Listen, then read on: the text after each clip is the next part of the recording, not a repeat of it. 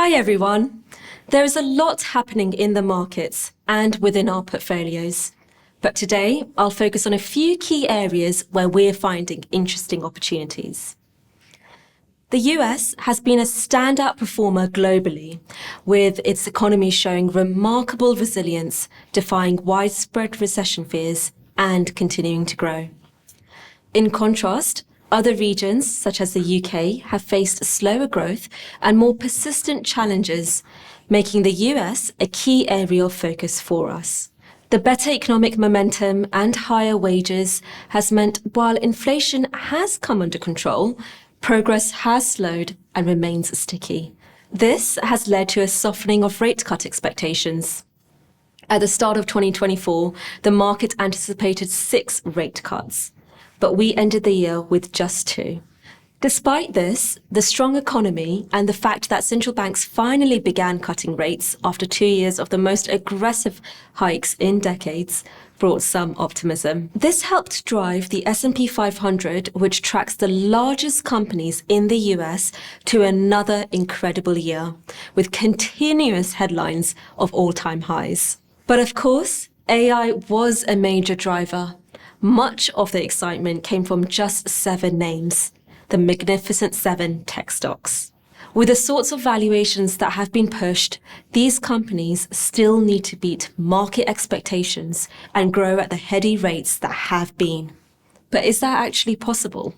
The market volatility we've seen of late, in particular the fall we've seen in Nvidia, demonstrates what a knife edge the stock can be on when trading at such a high multiple. Now, while it's been thrilling to watch, we have taken a disciplined approach, locking in profits and trimming exposure to these large cap names. Instead, we've been shifting our focus to areas with more attractive valuations and strong growth potential. This includes the equally weighted S&P 500 index, which gives each company in the S&P 500 the same importance, rather than larger companies having more weight. This provides a more balanced and diversified exposure across all sectors and greater access to mid and smaller cap companies. By broadening our exposure, we can benefit from earnings growth beyond the largest firms. We're also particularly excited about US small caps, which we've mentioned before. They're closely tied to the domestic economy,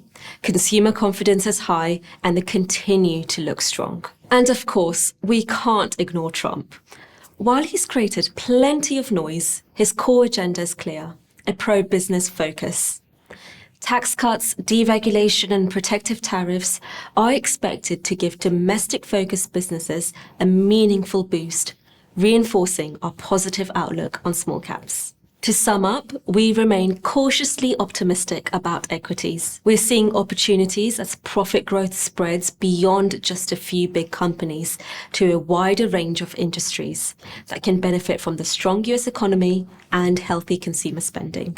Turning to fixed income, volatile yields have been a defining feature of the past year, as investors have adjusted to the idea that rate cuts may take longer to materialize.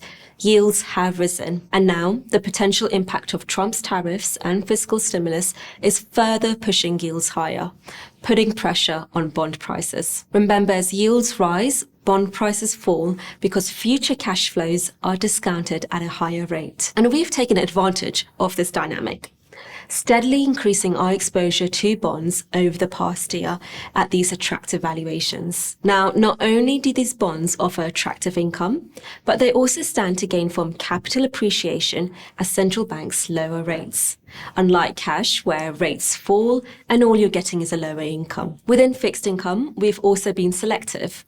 We've been enjoying taking on more credit risk by adding a new holding in US high-yield bonds. These carry a higher risk of default compared to investment-grade bonds, which is why they offer higher yields to compensate for the increased risk. However, in today's low default environment with stable economic activity and fading recession fears in the US, the risk-reward profile is particularly appealing. Beyond returns, fixed income remains a cornerstone for diversification and protection in portfolios, offering resilience during market fluctuations and helping to balance risks. To wrap things up, Despite the strong growth we've seen in markets, much of which is fundamentally justified, we remain cautiously optimistic. While the resilience of the US economy provides reasons to be encouraged, we're staying disciplined and selective in identifying opportunities. By focusing on areas with attractive valuations, strong fundamentals, and diversified growth potential, we aim to stay positioned for long-term value.